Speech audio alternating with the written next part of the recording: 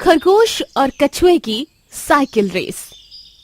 उस जंगल में बहुत सारे जानवर रहा करते थे। उस जंगल में खरगोश भी रहता था। वो खरगोश बहुत ही जिद्दी था। वो कभी भी किसी की बात नहीं सुनता था। एक बार वो कछुए के साथ रेस लगाना चाहता था। फिर वो खरगोश कछुए से मिलने जाता है और उससे कहता है, अरे ओ कछुए, क्या कर रहा है? चल कुछ धमाल करते हैं। क्यों ना हम दोनों अपनी नई रेस लगाएं। कछुआ हंसता है और कहता है, क्यों खरगोश, जमाने से तो मैं ही जीतते आ रहा हूँ। हमेशा की तरह तुम हारना चाहते हो क्या? और इसमें क्या नया है? मुझे पता है कि अभी भी मैं ही जीतूंगा, इसलिए मुझे तेरे साथ कोई रेस नहीं लगानी। अरे मान जा भाई, मेरी बात भी मान जा। उस जमाने की बात अलग थी। अरे इस बार हम साइकिल से रेस लगाएंगे, पैदल वाली नहीं। बड़ा मजा आएगा। कछुआ खरगोश की कोई बात नहीं सुनता और खरगोश वहां से चला जाता है। खरगोश एक मुर्गे के पास जाता है और कहता है, अरे मुर्गे, मुझे कछुए के साथ साइकिल रेस लगानी है, पर कछुआ मेरी बात ही नहीं सुन रहा। तुम जरा उसे समझाओ ना। अरे जब वो बोल रहा है कि वो तुम्हारे साथ रेस नहीं लगाना चाहता, तो फिर क्यों जिद कर रहे हो? फिर से हार कर क्यों खुद की बेइज्जती करवाना चाहते हो? मेरी बात सुनो और भूल जाओ रेस वेस को। अरे इसी चलन को तो बदलना है, उस कछुए को हरा के। और इसके लिए रेस तो लगाना जरूरी है ना।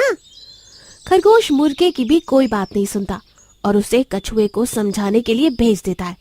मुर्गा भी कछुए के पास जाता है और उसे समझाने लगता है, अरे कछुए भाई, ये जो रेस है ना, ये कुछ अलग है। पहले जैसी पैदल नहीं है, साइकिल रेस है। मान जा अब तू और रेडी हो जा रेस के लिए।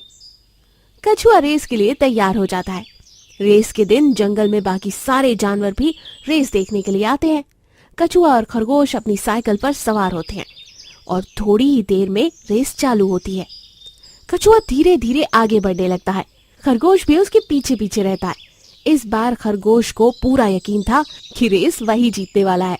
कुछ देर बाद खरगोश कछुए से आगे निकलता है। तब जंगल के बाकी जानवर खरगोश को सताने लगते हैं और बहुत सारे लाल लाल गाजर उसके सामने डाल देते हैं। खरगोश के मुंह में पानी आ जाता है। वो मुड़कर देखता है तो कछुआ बहुत पीछे रहता है। वो सोचता है, अरे कछुआ तो बहुत पीछे है, उसके आने तक एक दो गाजर खा लेता हूँ। ऐसा सोचकर खरगोश गाजर खाने बैठ जाता है। तब तक कछुआ आता है और थोड़ा सामने से निकल जाता है। तब मुर्गा खरगोश से कहता है, अरे बेवकूफ, गाजर खाने बैठा है, वो देख कछुआ आगे जा रहा है। चल छोड़ इन गाजरों को और रेस चालू कर। अरे वो कछुआ तो धीरे धीरे जाता है, तुम घबराओ मत, मैं आसानी से कछुए को पीछे कर दूंगा। ऐसा कहकर खरगोश गाजर खाने लगता है। पूरे गाजर खत्म किए बगैर वो वहां से हटता ही नहीं। खरगोश के गाजर खाने तक कछुआ फाइनल पॉइंट तक पहुंच जाता है और इस वक्त खरगोश अपनी रेस चालू करता है। पर बहुत ज्यादा गाजर खाने की वजह से उसका पेट भर जाता है और उससे साइकिल ही नहीं चलती और खरगोश वो रेस फिर से हार जाता है और एक बार फिर से कछुआ साइकिल रेस भी जीतता है। तब मुर्गा कहता है, सब तुझे समझा रहे थे पर तू नहीं माना, और मेरी बात भी तूने नहीं मानी, गाजर खाने बैठ गया। सारे जानवर खरगोश के ऊपर हंसते हैं। तब खरगोश कहता है, अरे इस बार भी मैं अपनी जिद और खाने की लालच में हार गया, मुझे सब माफ कर दो। जादुई घंटी, जलपरी और बंदर। एक बहुत घना जंगल था। इस जंगल में तरह तरह के जानवर रहते थे। सभी सुख चैन से रहा करते थे। उसी वन में एक रॉबी नाम का बंदर रहता था। उस जंगल में अन्य जो भी जानवर रहते थे वो रॉबी की बड़ी तारीफ करते थे, क्योंकि रॉबी सबकी मदद करता था। वो हाथी को ताजे फल तोड़ने में मदद करता, नन्हे हिरण को संभालता जब माँ हिरण बाहर होती। रॉबी का घर नदी के किनारे स्थित था। एक बड़ा और मजबूत पेड़, उसी पर रॉबी रहा करता था। हर जानवर जानता था कि अगर रॉबी कहीं नहीं मिला तो वो पेड़ पर बैठकर जरूर अपनी बांसुरी बजा रहा होगा और अपने दिन का आनंद ले रहा होगा।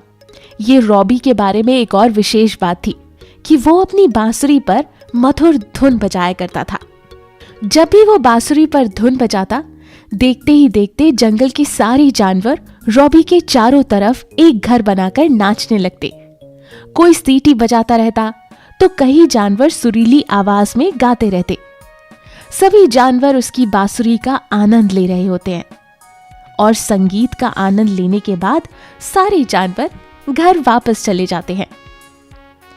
अगला दिन रॉबी पेड़ पर बैठकर बांसुरी बजा रहा था।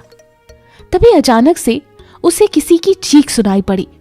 कोई चिल्ला रहा था, बचाओ बचाओ। रॉबी ने सिर उठाकर इधर उधर देखा।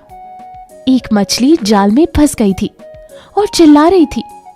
रॉबी नीचे उतरते ही बोला, घबराओ मत, मैं अभी तुम्हें बचाता हूँ। रॉबी को देखकर पहले तो मछली घबरा गई। मछली अपना डर भूल गई और रॉबी को डबडबाई आंखों से देखने लगी। रॉबी ने पूरी मेहनत से उसके जाल से उसे बाहर निकालकर आजाद कर दिया। जैसे ही मछली आजाद हो गई, वो तुरंत एक जादुई जलपरी में बदल गई। शुक्रिया, तुम मेरे दोस्त हो। आज तुमने मुझे मौत से बचाया। मैं तुम्हारी आभारी हूँ। रॉबी, तुम एक नेक दिल के बंदर हो। तुम हर जानवर की मदद करते हो बिना सोचे। आज के जमाने में तुम जैसे अच्छे बंदर कहीं नहीं मिलते। ये लो, इसे धन्यवाद के उपहार के रूप में स्वीकार करो। क्या है? घंटी? ये कोई साधारण घंटी नहीं है, ये एक जादुई घंटी है। जब भी तुम इसे बजाओगे, आकाश से तुम्हें ताजे फल बारिश के रूप में गिरते हुए मिलेंगे। वाह, मस्त! ये तो जादुई घंटी मेरी मदद करेगी और जंगल के सभी बाकी जानवरों की भी। मगर एक बात ध्यान रखना, इस घंटी को केवल एक बार बजाना। ठीक है, मैं इसे याद रखूंगा। शुक्रिया जलपरी। रॉबी जादुई घंटी को लेकर जंगल की ओर भागा अपने दोस्त को मिलने के लिए और जोर जोर से अपने दोस्त को बुलाना शुरू किया। अरे ओ हाथी राजा, अरे सुअर भैया, हिरनी मामी, अरे सब जल्दी बाहर आओ। अरे क्या बात है रॉबी? हिरन ने पूछा। रॉबी ने पूरी घटना अपने दोस्तों को सुनाई। सभी जानवर हैरान हो गए। वो इस बात पर विश्वास ही नहीं कर रहे थे कि एक जादुई जलपरी ने ऐसी कोई जादुई घंटी दी थी। मैं जादुई घंटी के बारे में अधिक उत्साहित नहीं हूँ। क्या ये काम करेगी? क्यों ना तुम इसे एक बार इस्तेमाल करके देखो। सभी जानवर ये देखने के लिए उत्साहित थे कि जादुई घंटी कैसे काम करती है। रॉबी भी उत्साहित था। उसने एक ही बार में घंटी बजाई और तुरंत फल नीचे गिरने लगे। वो थे केले, तरबूज, संतरे, सेब, अंगूर और कई तरह के फल जो आकाश से गिर रहे थे। सभी जानवर खुश हो गए और सभी जानवर खूब मस्ती करने लगे। सभी जानवरों ने जी भरकर सारे फल खाए, मगर रॉबी को मिला एक छोटा सा सेब। अभी ताजे फल को ढूंढने की जरूरत नहीं, सुअर भाई ने बोला। रॉबी हर रोज अपना जादुई घंटी यूं ही बजाएगा और हमें फल मिलने लगेंगे। इस तरह कई दिन चलते गए। सभी जानवर रॉबी के आधार पर शुरू हो गए। एक दोपहर रॉबी पेड़ पर झूला झूल रहा था। उसने कुछ ही दूर पर एक केले का बड़ा पेड़ देखा। बड़े बड़े पके हुए केले देखकर रॉबी को भूख लगने लगी, लेकिन पेड़ पर चढ़ने की बजाय उसने जादुई घंटी को बजाने का सोचा। अभी आसमान से ताजे फल खाता हूँ, इस पेड़ के बारे में बाद में सोचूंगा। और उसने जादुई घंटी बजाना शुरू कर दिया, मगर फल नीचे नहीं गिरे। ये क्या हुआ? क्या ये जादुई घंटी काम करना बंद कर चुकी है? ओह, शायद मैं सुबह एक बार घंटी बजा चुका था। तभी उसे याद आया कि वो सुबह एक बार घंटी बजा चुका था। उसे जलपरी की कही बात याद आई। रॉबी को अब भूख लग रही थी। तभी रास्ते में उसे आराम करता हुआ सुअर दिखा। रॉबी ने सुअर से पूछा, अरे सुअर भैया, कुछ फल बचे हैं क्या? मुझे बहुत भूख लग रही है। मैं सुबह एक बार घंटी बजा चुका हूँ, इसलिए दोबारा नहीं बजा सकता। अरे नहीं भैया, मैंने तो सारे फल खा लिए। बहुत स्वादिष्ट थे। माफ करना, पर एक भी नहीं बचा। सुअर की बात को सुनकर रॉबी को बहुत गुस्सा आया। मैं इस जादुई घंटी का मालिक हूँ और मैंने जल परी की मदद की थी और मुझे ही कुछ खाने को नहीं मिलता। अगले दिन से रॉबी ने नदी के किनारे घंटी बजाकर सारे फल इकट्ठा करना शुरू कर दिया। ये सब जलपरी ने देख लिया। रॉबी, तुम ये क्या कर रहे हो? तुम्हारे दोस्त भूखे रह जाएंगे। लेकिन मुझे दिन में भी भूख लगती है और मैं दोबारा फल नहीं ले सकता। ये तो स्वार्थ है। तुम स्वार्थी हो गए हो रॉबी। मुझे पता है कि मुझे क्या करना है और क्या नहीं करना। तुमने ये जादुई घंटी मुझे दी थी, मेरे दोस्तों को नहीं। उनकी वजह से मैं पूरे दिन भूखा नहीं रह सकता।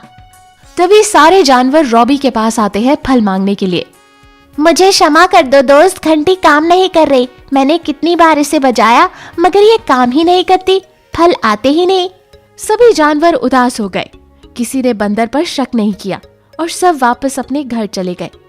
तभी अचानक से तोता पेड़ के ऊपर फल देख लेता है और सभी जानवर को बोल देता है, ये देखो, रॉबी हमारे सारे फल छुपा रहा है। सभी जानवर वापस आए और उसके व्यवहार पर हैरान हो गए। यदि तुम हमारे साथ भोजन साझा नहीं करना चाहते तो तुम हमें सीधा बता देते। हमारे साथ यूं झूठ बोलने की क्या जरूरत थी? मैं तुम्हें खुशी खुशी अपना खाना वापस दे देता। दोस्त, अब हम तुमसे कुछ नहीं चाहते। दोस्तों के जाते ही रॉबी को अपनी गलती का एहसास हो गया। वो रोने लगा। मत जाओ, मैं शर्मिंदा हूँ, मैं स्वार्थी हो गया था, मुझे माफ कर दो। सभी जानवर वापस आ गए। रॉबी भाई, कोई बात नहीं, हम तुम्हें क्षमा करते हैं। तुम हमेशा से हमारे प्रिय हो। हाँ दोस्त, हम तुमसे नाराज नहीं हैं। और रॉबी ऊपर जाकर अपना फल नीचे फेंकने लगता है और सभी दोस्त मिलजुल कर ताजे फल खाते हैं।